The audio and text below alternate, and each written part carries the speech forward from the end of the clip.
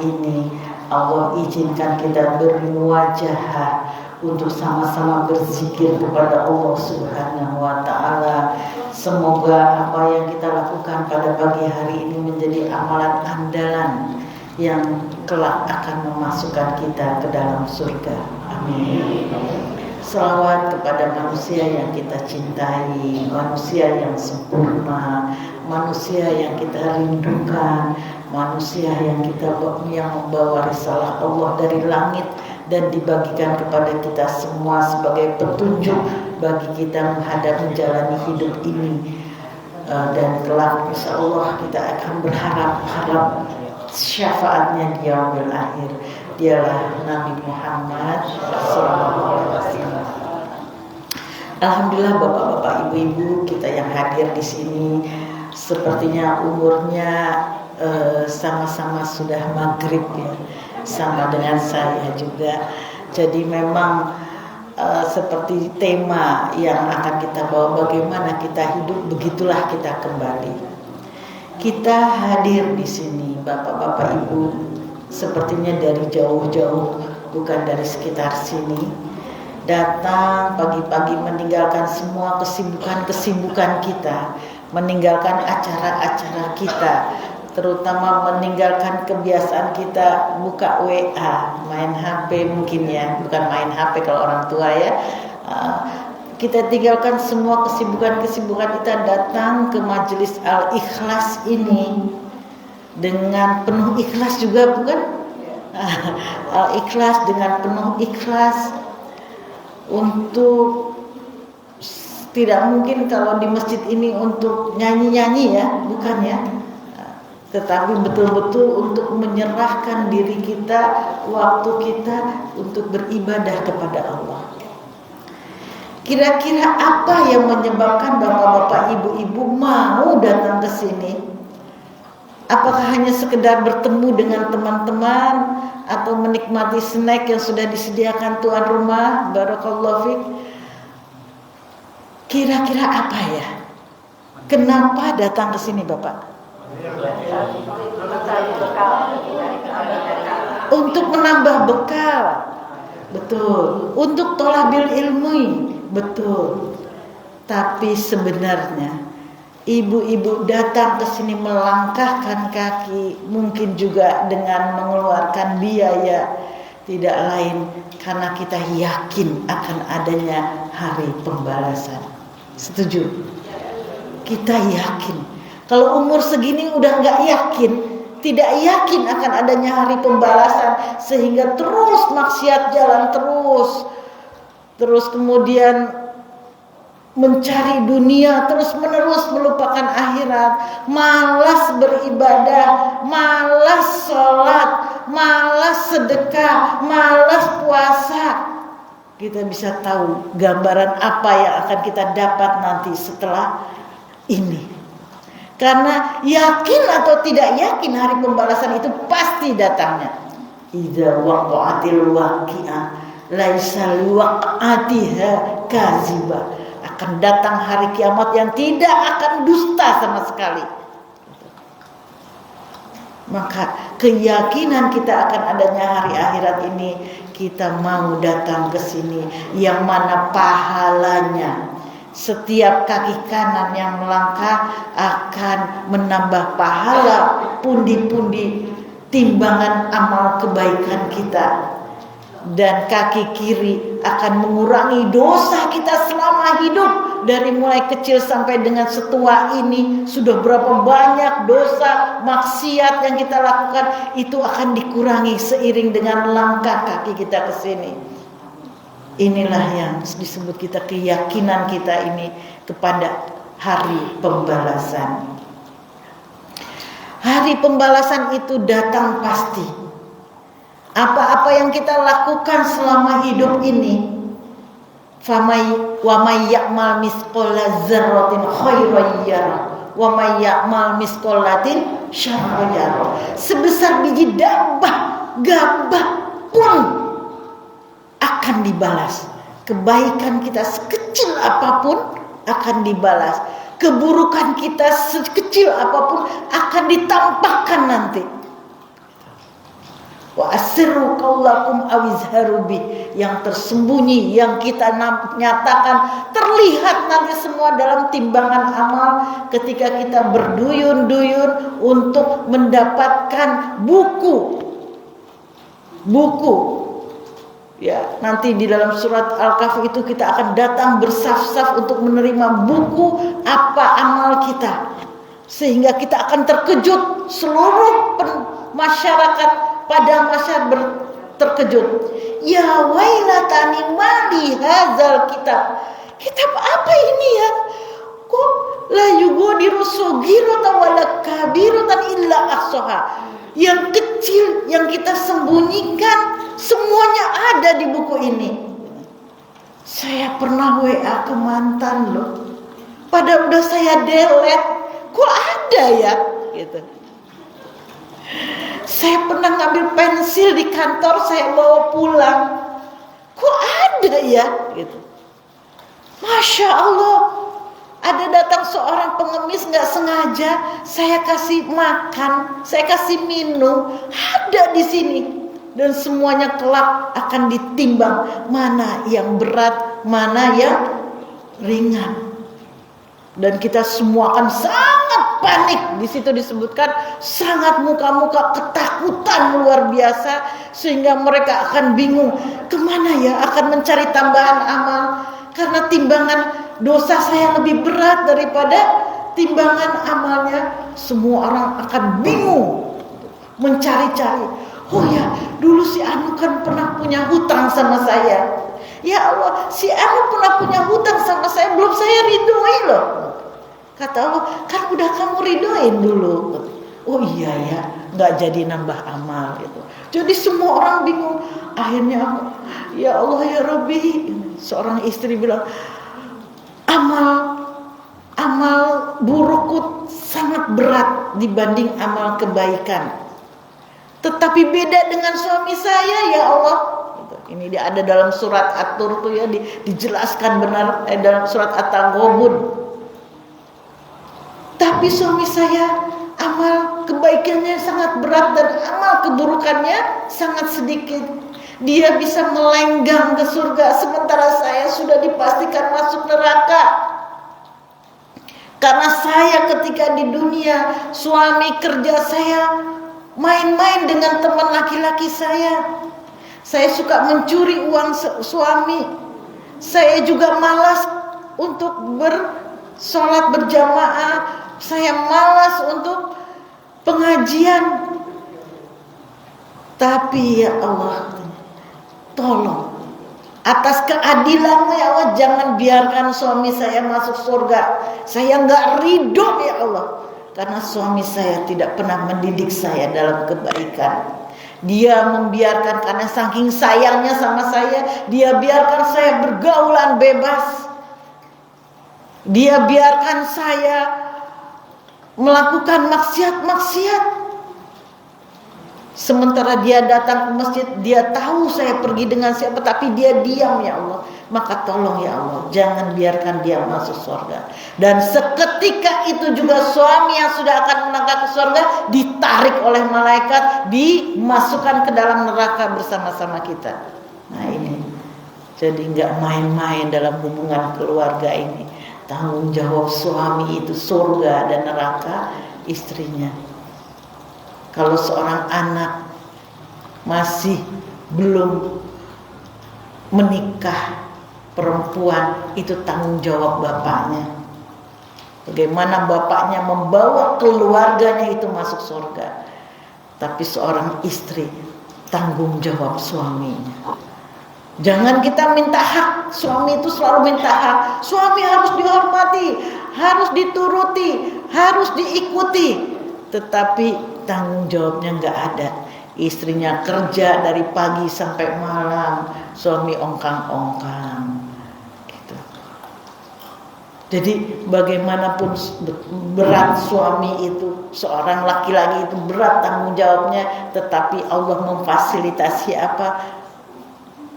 Warisan seorang suami itu lebih besar, bisa seperempat, bisa setengah. Kalau seorang itu hanya 1/8 atau 1/4 gitu.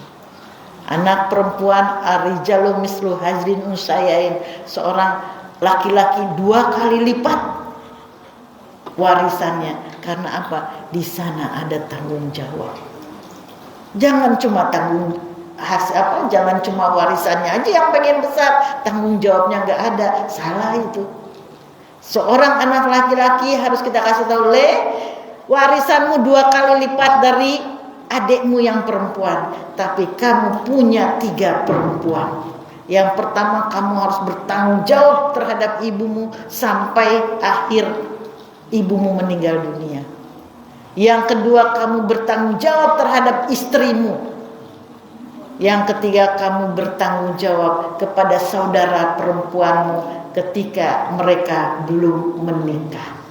Jadi nggak main-main, jangan cuma ini hak saya 2 kali lipat, tanggung jawabmu mana mengurusi ibumu, gitu ya. Nah, jadi tema kita bagaimana kita hidup, itulah pada saat kita mati. Sekarang gambaran ini sudah jelas. Dari 24 jam kehidupan kita, apa yang paling dominan? Kalau kita dominan, kita setiap hari, apalagi ini sudah pensiun ya, menunggu-nunggu waktu sholat gitu. Menunggu waktu sholat dari zuhur ke asar sambil ngaji. Antara sholat dengan sholat ngaji.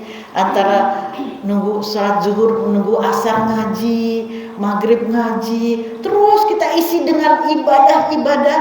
Kita sudah bisa membayangkan betapa nyamannya nanti ketika Allah memanggil kita. Tapi kalau 24 jam isinya main HP, janjian sama teman, karena mumpung kita udah pensiun, dulu selama kita kerja kan nggak sempet kita dugem, nggak sempet kita me time gitu kan, nggak sempet ketemu teman-teman lama, teman-teman SMA, mantan-mantan. Maka sekarang saya puas-puaskan gitu. Puas-puas. Nah, maka manusia itu dilihat dari akhirnya. Bayangkan apa yang terjadi saat kita karaokean, Allah cabut nyawa kita. Saat kita berkumpul bersama orang yang bukan mahram, berdua aja berhalwat, Allah cabut nyawa kita. Bagaimana keadaan kita saat kita bergunjing dengan teman, dicabut nyawa kita. Nauzubillahi min dzalik. Gambaran itu bisa kita lihat bapak-bapak, ibu-ibu, insya Allah yang sudah pernah umroh. Yang sudah pernah umroh, kalau bahasa Jawanya nggak teke nggak.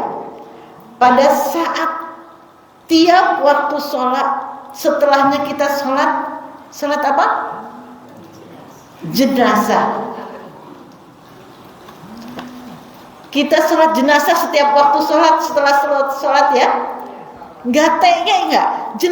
Jenazah itu ternyata dibedakan. Pakai pakai kain kafan jadi pocong. Sebagian lagi yang laki-laki itu rambutnya kelihatan. Ada yang pernah lihat seperti itu? Enggak ya? Yang laki-lakinya itu sebagian rambutnya kelihatan gitu. Nah, jadi ada yang tertutup kepalanya, ada yang tidak tertutup kepalanya. Ini adalah gambaran bagaimana dia hidup, begitu pula saat kematiannya. Tapi ini dua-duanya adalah kematian yang terindah, yang perlu meri kita gitu. Indah banget mati di Masjidil Haram, hampir sedunia yang ada yang berumroh itu menyolatkan, Masya Allah, di tanah suci. Yang meninggal yang terbuka itu rambutnya, itu adalah, merinding saya. Itu adalah jamaah umroh atau haji yang belum selesai, belum tahallul. Kalau belum tahallul itu laki-laki kan nggak boleh ditutup kepalanya, betul? Dia tetap memakai pakaian ihramnya itu, merinding saya. Dia tetap memakai pakaian ihramnya dalam keadaan seperti itu. Gitu. Dia diambil belum tahallul, belum boleh menutup kepalanya, belum boleh memakai pakaian yang berjahit, belum boleh pakai wangi-wangian, dan dia nanti dikubur keadaannya seperti itu. Dimandikan iya, tetapi tidak pakai wangi-wangian. Jaminan apa ini? Dan ini adalah orang-orang pilihan. Kita meniatkan saya pengen mati di sana, tapi kalau tidak terpilih oleh Allah, dan itu pasti dibawa oleh amal dia ketika dia berada di dunia. Sehingga saya kalau ada yang meninggal di sana, sebenarnya amalan apa sih dia? Kok bisa dia meninggal di Masjidil Haram dalam keadaan belum tahallul, dalam keadaan hari Jumat? Amalan apa sih? Saya pernah nanya gitu, Bu, amalan apa suaminya kok bisa sebagus ini, Bu? Apa dia bilang? Ketika dia meninggalnya saat syai atau saat tawaf gitu, dia bilang, suami saya, sepele banget ternyata, suami saya nggak pernah ngerasani orang, nggak pernah sakit hati sama orang, senang damai aja. Kalau ada orang yang menyakiti dia biasa aja. Ini keluarga udah bingung, bapak balas dong, bapak ngomong gini dong, dia senyum aja gitu. Biar itu buat tambahan amal. Nah, ketika kita umur segini ibu, kita butuh apa? Butuh amalan unggulan. Nah, amalan unggulan itu apa? Amalan yang tidak biasa dikerjakan orang. Kalau sholat semua orang sholat, kalau puasa semua orang puasa, karena memang diwajibkan. Umroh, kalau yang punya duit bisa tiap bulan, itu amalan biasa. Tapi amalan unggulan itulah yang kira-kira akan memanggil rahmat Allah gitu. Jadi orang itu untuk bisa masuk surga bukan karena amal ibadahnya, tetapi karena rahmat Allah Subhanahu wa taala. Kalau ada seorang sahabat berkata, "Ya Nabi, bisa enggak saya ini akan beribadah selama hidup saya? Bisa enggak itu menjamin saya masuk surga?" Kata Rasulullah, enggak bisa. Loh kenapa? Karena kan saya sudah beribadah sepanjang masa. Kata Rasulullah, sekarang ibadahmu kumpulin coba. Pahala ibadahmu kumpulin berapa? Aku tukar dengan sebiji matamu. Kamu bisa melihat dengan kenikmatan, kamu bisa melihat, sebanding enggak? Bengong sahabat. Iya ya, dengan satu biji mata aja enggak sebanding amalan kita. Jadi kita beribadah itu memang untuk kebutuhan kita. Kita beribadah supaya apa? Supaya dijauhkan dari azab Allah. Kita beribadah supaya apa? Supaya Allah mengalirkan karunia-karunia-Nya. Kita beribadah supaya apa? Supaya hidup kita tenang. Tetapi surga membutuhkan amalan unggulan, seperti yang diceritakan seorang istri tadi. Suami saya tidak pernah sakit hati sama orang. Orang yang gak pernah sakit hati pasti gak pernah ngerasani. Orang yang tidak pernah sakit hati pasti tidak pernah menyakiti orang lain juga. Orang yang tidak pernah sakit hati pasti hidupnya selalu bersyukur. Orang yang tidak pernah sakit hati pasti selalu berbaik bersama, muamalahnya pasti baik. Nah, kita ingatkan bagaimana seorang pelacur bisa masuk surga hanya gara-gara apa? Memberi minum anjing. Ini amalan unggulan gak? Bisa gak setiap orang dia dalam keadaan haus, melihat anjing haus, gak mungkin ngambil air di sumur, dia turun ke sumur, dia ambil dengan sepatunya, dia minumkan anjing itu, padahal dia juga haus gitu. Unggulan gak kira-kira? Bisa gak kita lihat ada anjing kehausan, kita masuk ke sumur, dengan apa kita ngambil air minum? Inilah yang membuka rahmat Allah. Allah terpesona dengan amalan dia gitu. Allah terpesona dengan amalan dia, sehingga Allah bilang dia masuk surga. Sudah aku ampuni dosa-dosanya. Ya Allah, gak adil dong. Dia kan pelacur, surga itu milikku gitu. terserah aku. Nih, Allah kulli syai'in berkuasa, tiap segala sesuatu Allah sangat berkuasa, nggak bisa kita protes. Wong kita milik Allah, surga milik Allah, neraka milik Allah, suka-sukanya Allah. Inilah amalan unggulan. Contoh lagi, ketika para sahabat kumpul, para sahabat kumpul di Masjidil Nabawi, para sahabat itu selalu kepo. Dia bertanya sama Rasulullah, ya Rasulullah, siapa kira-kira orang yang masuk surga? Para sahabat yang selama ini ikut berjuang dengan Rasul, para sahabat yang selalu beribadah dengan Rasul, enggak ditunjuk oleh Rasulullah. Rasulullah, tunggu ya, sebentar lagi akan datang seseorang yang masuknya lewat pintu sebelah kanan, misalnya gitu. Akhirnya apa? Datang seseorang itu masuk, dia sholat sunat, bingung, itu ya Rasulullah, bisik-bisik, itu ya Rasul. Iya, kata Rasulullah. Wah, mulai sahabat bingung. Akhirnya ada salah satu sahabat mengikuti orang itu pulang, mengikuti sampai ke rumahnya. Orang itu masuk, diketuklah pintu oleh sahabat tadi. Assalamualaikum. Waalaikumsalam. Maaf fulan, saya lupa nama-namanya ya. Maaf fulan, bolehkah saya menginap di sini? Karena saya sedang tidak cocok dengan istri saya. Apa kata si fulan? Oh boleh, tapi tamu itu maksimal 3 hari ya. Oh iya, saya siap, 3 hari saya akan kembali. Diikutin. Dia sholat biasa aja, ibadah-ibadahnya juga biasa aja, kalah oleh para sahabat-sahabat. Dia sedekah juga biasa aja. Sampai akhirnya 3 hari, wahai fulan, sebenarnya saya bukan ada masalah dengan keluarga saya. Saya mohon maaf, saya sudah bohong. Tapi saya ingin mengikuti Anda. Karena kata Rasulullah, Anda adalah orang yang akan masuk surga. Saya melihat amalan Anda itu biasa aja. Gerangan apa sih amalan yang membuat kamu dijamin masuk surga? Terus si fulan mengatakan, apa ya? Biasa aja tuh. Cuma saya kalau mau tidur, sudah saya maafkan semua orang yang telah menyakiti saya.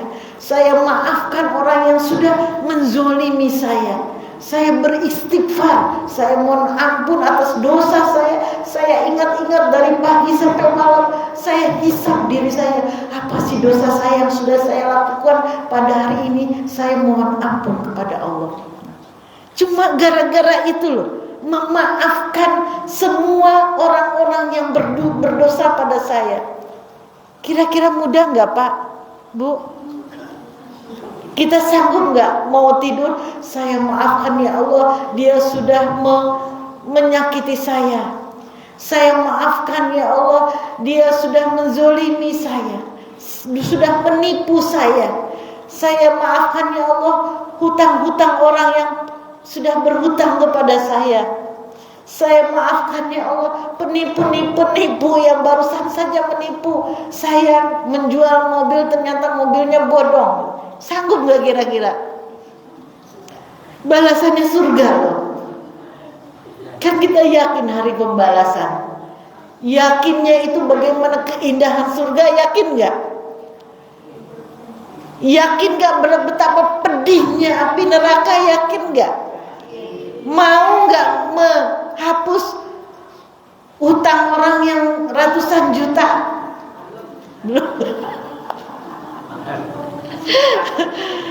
Paling tidak mau nggak memaafkan orang yang bersalah kepada kita, yang menyakiti kita? Mau nggak memaafkan orang yang sudah menggibahi kita dari belakang? Yang nggak pakai uangnya mau ya? Insya Allah itu juga amalannya besar pahalanya. Wa'afina anin nas, maafkan saudaranya. Paling tidak dari kecil lah, mau nggak mengikhlaskan kerudung yang dipinjam oleh teman kita? Mau nggak mengikhlaskan apa ini? Suami enggak. Kira-kira mau nggak mengikhlaskan suami kita yang direbut orang? Oh, belum juga ya. Mau nggak kira-kira memaafkan, mengikhlaskan yang sepele aja, buku yang dipinjam oleh teman kita? Kadang-kadang kalau orang minjem buku tuh malas ngembaliin karena merasa tidak berharga. Padahal bagi yang memiliki, nyari-nyari setengah mati, buku ini mana ya, buku ini mana ya, gitu. Catatannya banyak gitu. Ya, yang sedikit-sedikit coba kita ikhlaskan. Yang sanggup kita ikhlaskan dulu aja. Mau tidur kita ikhlaskan. Ya Allah, aku tadi diomongin ibu A, katanya aku habis diomongin, habis dirasani. Aku ikhlas ya Allah. Mungkin ini untuk menghapus dosaku, karena aku juga pernah ngomongin orang. Mau nggak? Ya Bismillah ya. Mudah-mudahan Allah melihat ini sebagai amalan unggulan kita. Amalan unggulan kita. Jadi kalau umur segini harus kita pikir, apa ya amalan unggulan kita? Gitu. Apalah amalan unggulan kita?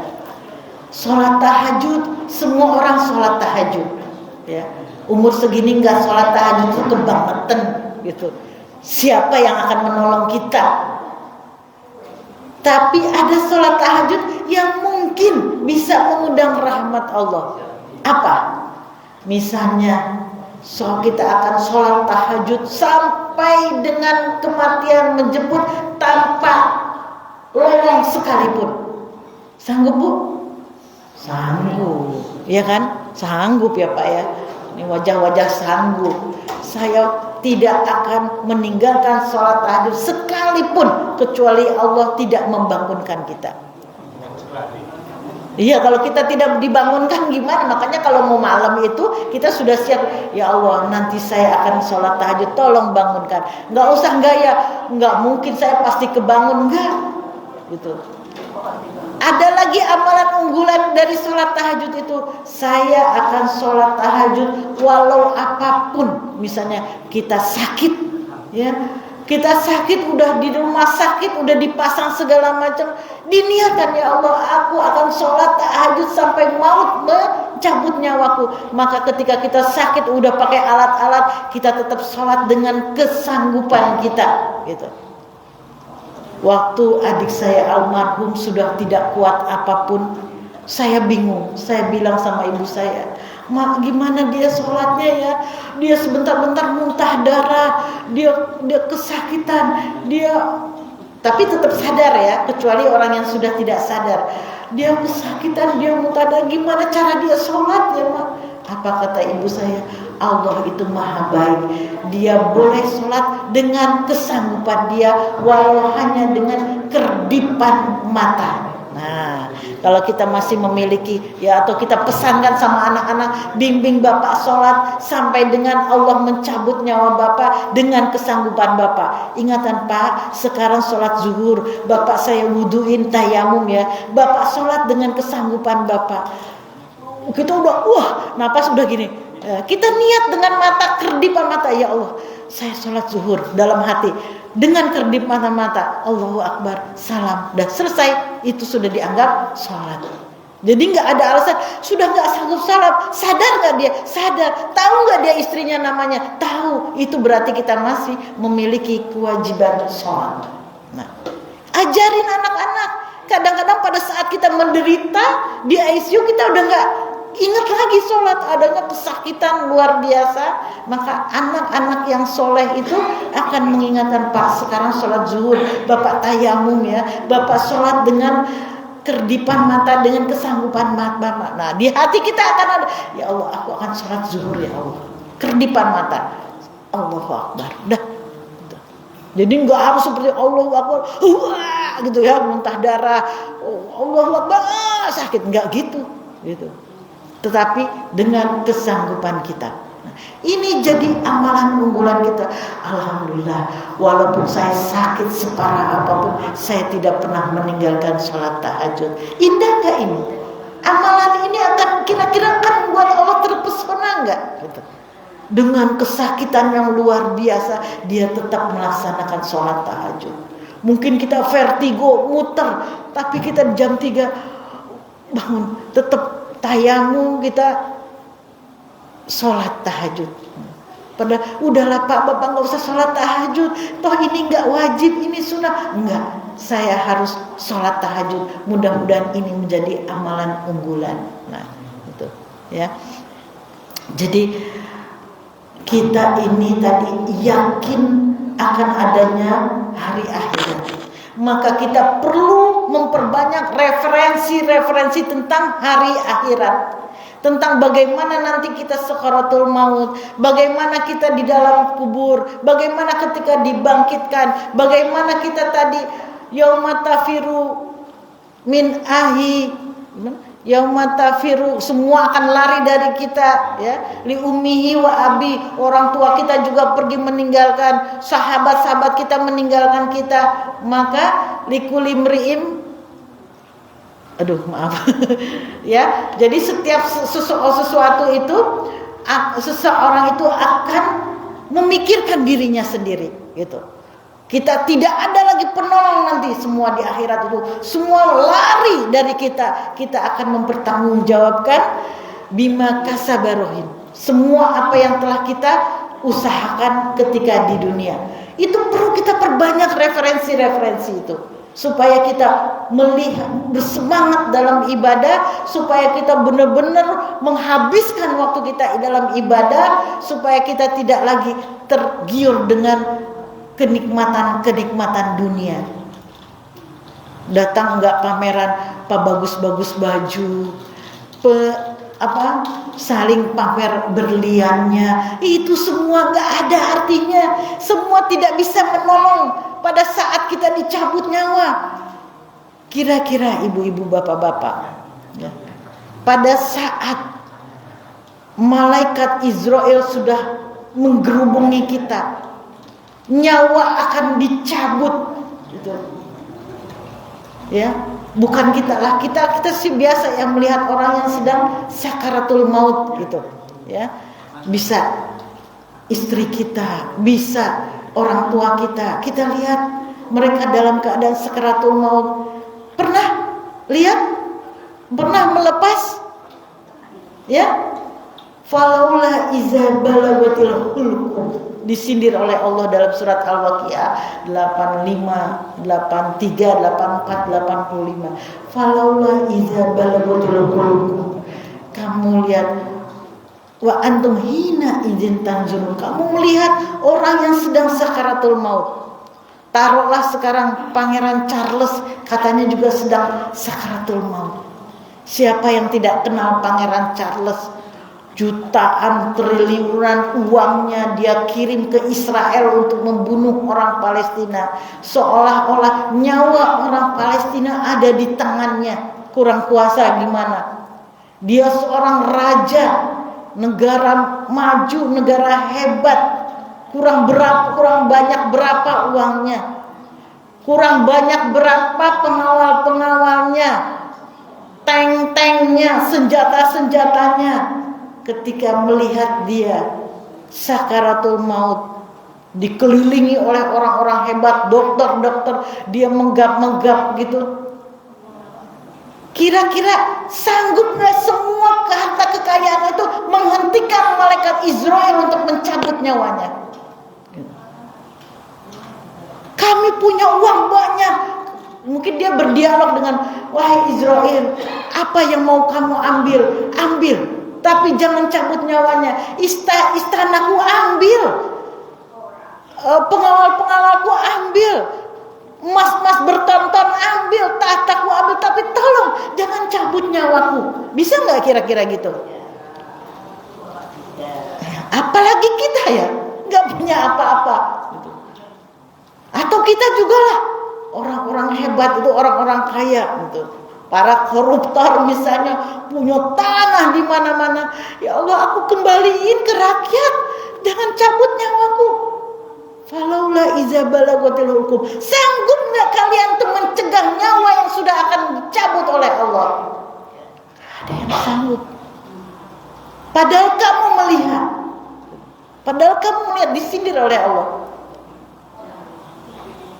Kata Allah di ayat selanjutnya, wa nahnu aqrabu ilaihim minkum walakin la tubsyirun. Padahal tahu nggak, di saat mayat itu sakaratul maut, aku ada di situ, kata Allah. Aku ada di situ, tapi kamu nggak melihat. Jadi saat kita melihat orang sakaratul maut, itu ada Allah mendampingi mayat tersebut, calon mayat tersebut. Aku ada di situ. Wa nahnu aqrabu ilaihim minkum. Aku ada di dekat dia. Menginstruksikan malaikat maut, nanti ya detik ini kamu cabut nyawanya. Ada apa Allah di dekat situ? Ternyata setiap kali orang yang akan dicabut nyawanya, itu mungkin kita, ya. Kita pasti juga kita akan sampai ke sana. Ini saya kasih bocorannya, pengalamannya yang sudah dibocorkan dalam Al-Quran. Orang-orang yang menghadapi sakaratul maut itu, kita melihatnya apa? Oh, dia pingsan. Oh, dia koma. Alhamdulillah dia tidak merasakan sakit apapun ya. Dia koma. Padahal salah. Dia itu sedang berdialog dengan Allah. Jadi calon mayat kita ini nanti akan bertemu dengan zat Allah. Yang seperti apa kita tidak tahu. Kita akan berdialog dengan Allah. Ya, dalam surat Al-Munafikun ayat 10 apa? Robbi memelas kita karena kita begitu ketakutannya luar biasa. Malaikat maut sudah di sekeliling kita. Makanya orang-orang yang sakaratul maut kan suka lihat, aku ada lihat sinar di sana, atau kayaknya tadi ada orang yang duduk di sini. Ada nggak yang punya pengalaman seperti itu? Ya. Saya tadi lihat orang duduk di sini gitu. Itu sebenarnya malaikat maut yang sudah menunggu kapan instruksi Allah, detik apa. Dan itu ada kesempatan berdialog dengan Allah. Apa disebutkan? Robbi laula akhortani ila ajalin qarib. Itu kan? Ya Allah, tolong tunda sebentar aja. Aku mau pulang dulu ya Allah ke rumah. Mau ngapain? Mau ngumpulin anak-anak? Bukan. Mau nonton bola dulu? Bukan. Apa? Fa'asodah. Aku mau sedekahin semuanya ya Allah. Aku mau sedekahin rumahku, aku mau sedekahin sawahku, aku mau bongkar yang ada di bawah, aku sedekahin semua ya Allah, aku sedekahin. Janji ya Allah, tolong aku pulangkan ke rumah sebentar aja, sedetik aja. Itu dialog yang akan terjadi saat malaikat Israel sudah menunggu waktu untuk mencabut nyawa kita. Kira-kira bisa nggak kita gitu? Bisa nggak kita minta pulang ke Allah untuk mengambil harta kita dan menyedekahkan? Nah, ayat selanjutnya, kalau sudah waktunya tidak bisa dimajukan dan tidak bisa dimundurkan, sudah yang datang adalah la yastakhiruna sa'atan wa la yastaqdimun. Saat itu penyesalan yang luar biasa yang kita rasakan. Menyesal, gak bisa kata Allah. 5 detik lagi, hitungan 5 detik lagi, Israel cabut nyawanya. Dia selama ini jarang sedekah, dikumpulin uangnya, dihitung-hitung terus. Ada istrinya ngambil, kamu ngambil berapa? Sekian. Diapain? Diinfakkan. Gak boleh gini. Pokoknya dihitung-hitung terus. Kita punya uang, tetapi saudara kita kekurangan buat bayar rumah sakit, buat bayar sekolah, buat ongkos ke majelis taklim, kita pura-pura nggak punya uang. Ada teman saya itu, ya bukan di sini ya, mungkin di mana gitu, itu sering membanggakan diri, nyeritain rumahnya, tanahnya yang baru dibeli, bajunya yang bagus, setiap kali punya perhiasan yang baru diumuin. Tapi kalau ada orang yang minta sedekah, tiba-tiba dia jadi miskin. Aduh, aku kipas nggak ada gitu. Aku belum gajian gitu.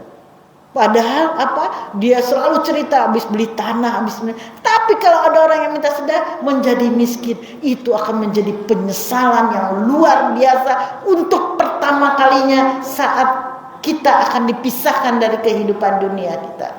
Gitu. Penyesalan yang gak bisa diulangi lagi. Kita merata kepada Allah, aku mau sedekah ya Allah, gak bisa gitu. Lah, kenapa sih sedekah yang menjadi penyesalan itu?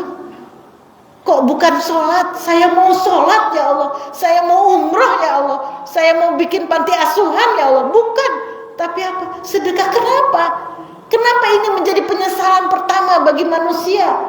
Karena ternyata di saat sakaratul maut bukan hanya ada dialog dengan Allah, tapi sudah ditampakkan, nih tempatmu nanti setelah hari kebangkitanmu. Kalau orang jahat di neraka itu, lihat orang menjerit-jerit, orang yang wah pokoknya udah direbus sampai debu, hidup lagi. Ada orang yang ditarik lidahnya, ada orang yang ditusuk pakai besi panas duburnya, ada orang yang disalat. Semua penderitaan di neraka itu ditampakkan. Bagaimana coba? Ditampakkan. Maka kita sering lihat orang yang mau sakaratul maut wajahnya begitu ketakutan. Dan apa? Antara neraka dengan kita dibatasi oleh sedekah. Ini kenapa sedekah menjadi penyesalan orang yang menghadapi sakaratul maut. Dibatasi oleh sedekah. Kalau sedekahnya sedikit, maka seolah-olah api neraka menyambar-nyambar dia. Tapi kalau sedekahnya banyak, ahli sedekah itu jauh, neraka itu cuma jauh kok, nggak kena kamu kok, gitu. Sehingga di situ, aku mau pulang ya Allah, mau aku sedekahin semuanya, gitu. Nah, ditampakkan juga surga bagi orang-orang yang baik. Semua orang sakaratul maut itu pasti sakit. Nabi yang langsung, yang gak punya dosa, itu pun dia mengatakan sakaratul maut itu seperti domba dikuliti, yang selalu mementingkan akhirat daripada dunia, yang hidupnya selamat, yang selalu menyebarkan salam, yang menjadikan semua kehidupan dunia adalah untuk bekal akhirat dia. Itu akan ditampakkan surga, keindahan surga, kenikmatan surga, di mana dayang-dayang yang begitu ganteng, begitu cantik jelita membawa seloki-seloki untuk diminumkan kepada kita. Ada buah-buahan yang tidak mengenal musim, mau buah hari apapun datang, apapun yang kita minta ada. Tajri min tahtihal anhar, di bawahnya ada sungai yang berkelok-kelok, warna biru cerah, berlian dan intan. Dan sungai itu apa isinya? Adalah minuman keras, la yusoddauna wa la yunzifun. Jadi sabar-sabar Bapak Ibu-ibu. Orang bilang minuman keras di dunia ini enak banget. Kamu rugi, kamu bodoh, belum pernah ngerasain. Tapi kamu sanggupnya minum seberapa? Segelas, kalau habis itu mabuk. Kalau di akhirat apa? Jauh lebih enak, jauh lebih nikmat. Kita nggak pakai pusing, nggak pakai mabuk. Adanya nikmat terus, gitu. Nah, keindahan yang begitu nikmat tadi, tiba-tiba Allah mencabut nyawa kita. Sakit, tapi keselamur dengan keindahan surga itu, nggak terasa sakitnya. Ini yang diceritakan di dalam hadis-hadis yang berikut ini. Saya pernah menghadapi orang yang sedang sakaratul maut. Seorang pemuda yang ini tapi bukan bukan pengalaman saya, tapi saya diceritain. Ada seorang pemuda mahasiswa yang kalau nyari dia, kalau tidak di perpustakaan ya di masjid. Orangnya soleh banget, jujur banget, baik hati, sampai orang, apa ya salahmu itu, apa ya dosamu, kayak nggak ada deh. Gitu. Pada saat sakaratul maut apa? Ketika ada pamannya datang, dia udah ini linglung, udah ngomongnya udah nggak jelas, tapi apa? Menurut kita nggak jelas, tapi sebenarnya tadi dia jelas, dia berdialog gitu. Dia bilang sama paman, indah sekali paman, pemandangannya indah sekali paman, tolong foto paman, tolong ini difoto. Pamannya bingung, nggak ada apa-apa tuh, nggak ada, Allah indah banget ya Allah. aku pengen masuk ke sana. Paman tolong difoto, tolong difoto. Artinya dia benar-benar ini yang diceritakan di dalam hadis, ditampakkan surga bagi orang-orang yang baik sehingga sakaratul mautnya itu enggak sakit gitu. Nah, ini sakaratul maut yang indah, sakaratul maut yang buruk, itu bisa kita lihat bagaimana kehidupan kita di dunia. Apakah kita bisa merasa memiliki apa yang ada di dunia ini? Ini hartaku, ini yang aku cari selama ini. Susah payah, keringat darah. Kalau kita kan suka hiperbola gitu. Sehingga ini aku nikmati untukku sendiri. Padahal bapak-bapak, ibu-ibu, gimana supaya kita tidak meyakini bahwa apa yang ada di dunia ini bukan milik kita? Istri yang cantik itu bukan milik kita. Anak yang baik itu, anak yang sempurna, lahir batin, laki-laki perempuan sudah komplit, itu bukan milik kita. Harta setiap rupiah yang kita kumpulkan itu bukan milik kita. Rumah ini bukan milik kita. Semua itu adalah ujian bagi kita. Jadi apa yang kita miliki adalah ujian bagi kita. Liyabluwakum ayyukum ahsanu amala. Untuk Allah lihat siapa yang amalnya terbaik gitu. Dan menjadi ibadah kalau semua yang kita miliki itu untuk jadi jalan ibadah. Snack yang kita makan ini, suguhan dari tuan rumah ini adalah ujian yang sudah menjadi ibadah. Dia akan menjadi amal jariah bagi yang memberikan. Yang makan akan menjadi daging yang baik, darah yang baik, sehingga ketika dia sholat mengalir pahalanya kepada orang yang memberikan. Coba, indah nggak? Inilah amalan-amalan yang bisa, peluang-peluang amalan yang harus kita rebut. Sebentar lagi bulan puasa. Siapa yang mau takjil, bikin kita yang pertama. Yang paling mahal, yang maksimal sekian, bisa buat bertujuh, buat berenang. Saya sendirian, saya yang pertama. Loh, kenapa sih kamu minta yang pertama? Saya nggak tahu umur saya. Gitu. Saya nggak tahu umur saya hari keberapa, tapi saya paling pertama. Inilah amalan-amalan yang harus kita pungut untuk memperberat timbangan amalan kita. Gitu. Kalau ada orang yang sakit, datang duluan, baru dengar datang. Gitu. Kita nengok orang sakit itu bukan kebutuhan orang yang sakit, tapi kebutuhan kita. Kenapa? Karena Rasulullah mencintai orang yang suka menjenguk orang yang sakit. Pahalanya gede banget. Ada orang yang meninggal, sing-singkan tangan, ayo apa yang kita butuhkan? Gelar tikar, mandiin, ngapain gitu. Kalau perlu kita punya seperangkat alat kain kafan. Ada yang meninggal, pakai ini aja. Gitu. Berapa pahala yang akan kita dapatkan? Sholatin. Berapa pahala yang akan kita dapatkan? Kita belum pernah memilikinya, yaitu 1 kilo. Berapa 1 kilo? 1 gunung Uhud berupa emas. Nah, ini yang disebut orang kaya. Siapa yang punya? Gitu. Sebelum subuh kita sudah sholat tahajud. Antara sholat tahajud dengan sholat subuh kita baca istighfar yang banyak gitu. Jadi antara sholat tahajud dengan subuh ini, menjelang subuh itu waktu yang makbul untuk berdoa. Apa yang paling penting kita doakan? Istighfar. Percuma kita mendoakan anak, mencobakan istri kalau dosa kita tidak diampuni. Istighfar yang banyak. Kemudian sholat qobliyah subuh. Pahalanya apa? Dunia dan seisinya. Maka orang yang qobliyah subuh, apa yang ditakutkan di dunia ini? Takut kurang apa? Yang rajin sholat qobliyah subuh 2 rakaat, sudah Allah jamin dunia dan seisinya. Kita menjadi orang terkaya.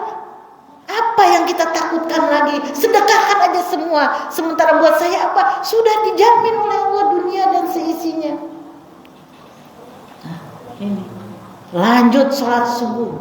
Masih kurang ya Allah. Ini ada peluang amalan. Apa? Sholat suruh, menunggu suruh. Apa pahalanya? Umroh dan haji. Tamam. Makbul, sempurna. Gitu. Saya belum bisa umroh. Ini habis sholat subuh ini loh. Nunggu suruh ini. Gitu. Emang ada yang bisa umroh tiap hari? Tapi kita bisa melakukan tiap hari dengan sholat suruh gitu. Nah, peluang-peluang amal inilah yang akan kita sesali kalau tidak kita lakukan. Gitu. Akan kita sesali. Ya Allah, dulu ada peluang amal tiap hari bisa umroh dan haji, dan itu makbul, dan itu sempurna. Tiap hari loh. Siapa yang bisa mengalahkan? Oh, itu orang kaya tuh enak ya, 3 bulan sekali dia umroh. Aku tiap hari. Dalam hati ya, nggak usah umum. Jadi apa? Itulah keadilannya Allah. Ibadah tidak harus pakai harta. Tadi katanya kalau mengikhlaskan yang 200 juta berat. Ini nggak pakai harta loh Bu. Gitu. Terus ada lagi peluang amal ibadah apa? Salah satunya sebuah cerita. Kata Rasulullah, ya Rasulullah, hari ini siapa yang masuk surga, yang dijamin masuk surga? Perempuan. Loh, kok perempuan? Di mana dia? Kamu coba cari di pinggir gang itu, di persimpangan. Lihat perempuan itu diikutin oleh sahabat. Jadi sahabat tuh kalau ada peluang-peluang yang bisa memasukkan ke surga tuh kepo dan pengen ikut-ikutan. Dilihat ada perempuan. Perempuan ngapain kamu di sini pagi-pagi?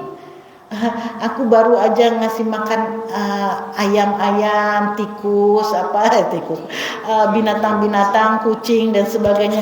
Lah apa? Ya aku setiap habis subuh pasti aku bersedekah. Aku cari orang yang kekurangan makan, aku kasih makan. Semua. Pada saat sudah tidak ada lagi yang kekurangan makan, aku cari binatang-binatang untuk aku kasih makan. Cuma amalan unggulan, keluar di pagi hari, malam-malam udah siapin besek-besek, cari tetangga-tetangga ini ya. Seneng gak kalau pagi-pagi ada yang nganterin makanan? Alhamdulillah gak perlu ke pasar lagi, udah ada makanan. Membuat seneng orang itu, baru membuat senengnya aja udah pahalanya besar. Apalagi orang itu memang kelaparan. Pada saat sudah tidak ada lagi yang aku beri sedekah, aku kasih cari makanan binatang-binatang tadi. Ternyata itu bisa membawa ke surga. Kalau udah umur segini mah beneran, yang pikiran kita bagaimana cara kita masuk surga gitu. Berpikir kita, ya Allah, selama ini hidupku habis buat mencari dunia. Allah beri kesempatan kita pensiun, mau ngapain lagi gitu. Maka ini kesempatan kita, selagi umur kita masih ada, maka kita pergunakan untuk bagaimana mencari surga. Karena apa? Karena udah ada teman yang meninggal? Banyak ya. Sekarang kalau mereka ini ditawarin hidup lagi, mau ngapain dia? Kan di dalam surat Sajadah disebutkan Robbana absorna wasami'na farjitna na'mal solehan. Ya Allah, mereka itu sekarang sedang berteriak-teriak Bu di dalam. Ya Allah, tolong hidupkan lagi aku. Kalau Engkau hidupkan, aku akan beribadah semua waktuku. Aku enggak akan buka peluang dosa sedikit pun. Aku akan beribadah. Farjina nama, aku hanya akan beramal soleh.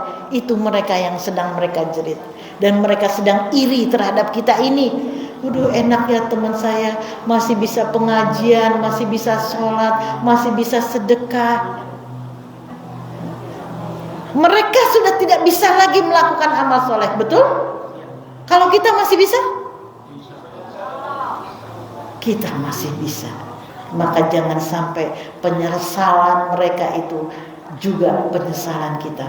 Mari kita hidup sebaik-baiknya, kita hidup peluang-peluang amal kita rebut, kita ambil, dan semoga kehidupan yang kita jalani dengan ibadah ini menjadi gambaran kita bagaimana kita nanti di saat hari akhirat. Mudah-mudahan yang sedikit ini bermanfaat. Wabillahi taufiq wal hidayah. Assalamualaikum warahmatullahi wabarakatuh.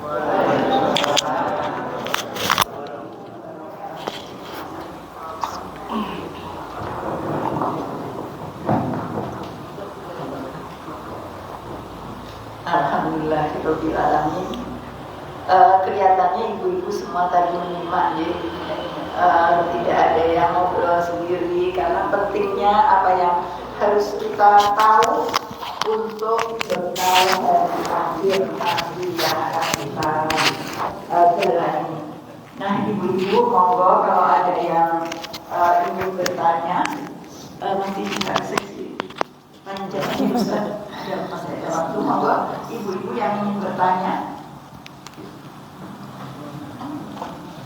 Udah pengen pulang. Kalau nggak ada yang bertanya, saya yang bertanya. Oh iya. Ya.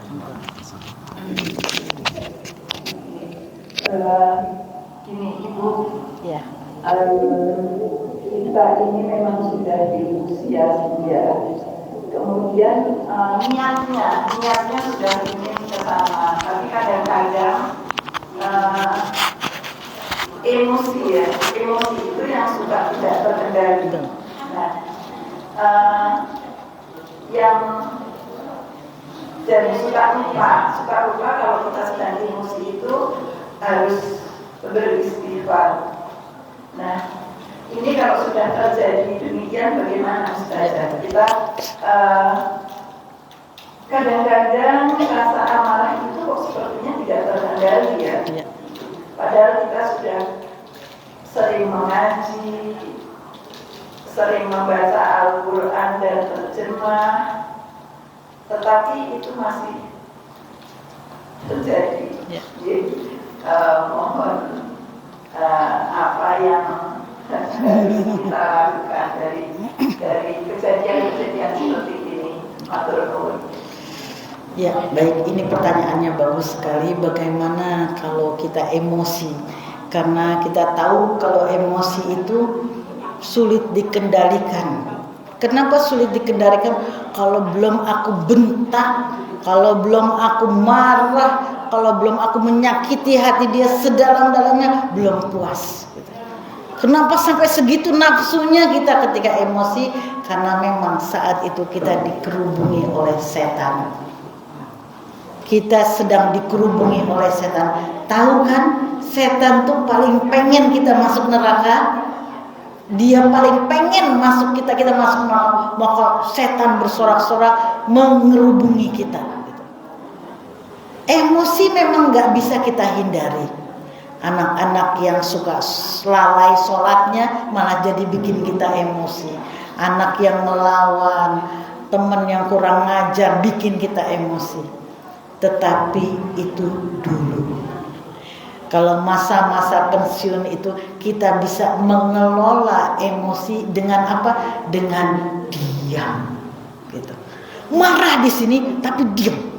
Marah diam.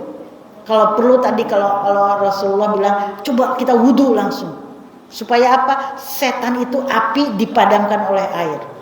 Masih belum, pertama duduk dulu ya, duduk. Wah, menggeh-menggeh tuh. Gak apa-apa menggeh-menggeh silakan.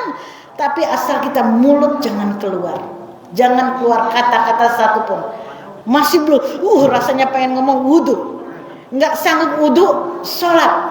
Setelah sholat apa? Tidur. Gitu. Ya, untuk supaya pokoknya ada waktu di mana kita harus diam. Gitu. Ya, ada waktu di mana harus kita diam. Pertama saat kita emosi itu tadi, diam.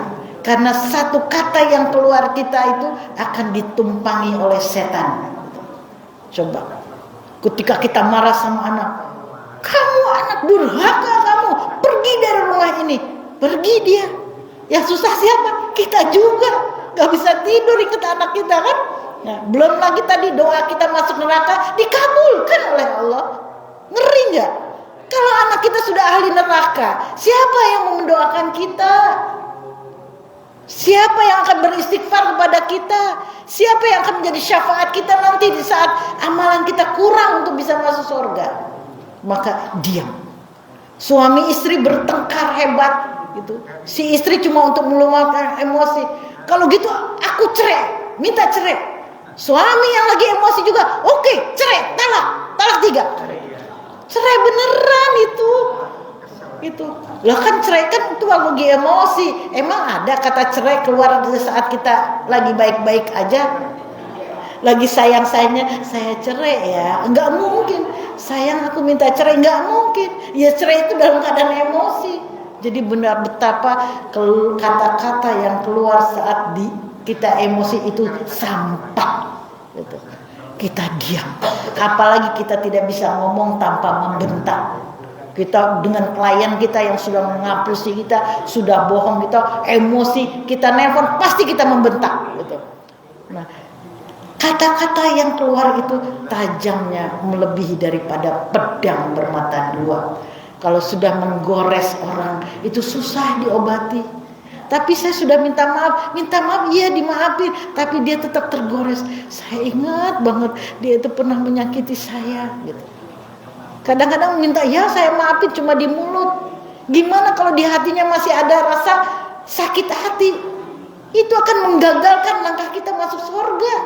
Karena si teman yang sakit hati, ya Allah dia pernah menyakiti saya, menggores luka di hati saya dalam sekali. Jangan masa dia ahli surga ya Allah, apa pantas dia masuk surga? Dikabulkan oleh Allah. Dan ingat, doa orang terzolimi itu makbul, walaupun dia seorang kafir sekalipun gitu. Biarin aja dia orang kafir kok nggak pernah sholat, tetap makbul gitu, tetap makbul. Maka lebih baik saat emosi itu kita diam. Emosi nggak bisa dihindari, tapi diam bisa nggak? Menutup mulut bisa nggak? Maka hati dan otak kita itu yang mengatur mulut. Jangan mau diatur mulut. Saya mau ngomong gitu. Jangan. Kita iman kita tuh mengatur mulut. Jangan sampai keluar udah diem. Tapi rugi toh dia nggak tahu dia salahnya. Akan ada yang membela kamu nanti gitu. Saya difitnah ustazah, saya dibilang gini-gini. Masa saya nggak boleh emosi? Masa saya cuma mau menjelaskan bahwa ini nggak usah. Pasti akan ada orang yang membela kamu. Ingat, siapa yang membela kamu itu suruhan Allah. Gitu. Saya difitnah, biarin aja. Apa ruginya kamu difitnah? Kamu malah untung, dosa kamu diampuni. Akan ada orang yang datang membela kamu, suruhannya Allah. Percaya sampai itu. Karena kalau kita yang menjelaskan, kita yang ngomong, akhirnya apa? Ribut. Gitu. Jadi itu tadi, lebih baik kita diam. Belajar kita diam. Umur segini tuh udah gak banyak ngomong kok. Banyaknya zikir. Ya, baik. Terima kasih Ustazah. Ini pertanyaannya emosi, tapi ternyata penjelasannya begitu panjang lebar. Karena saya pikir kalau pada saat emosi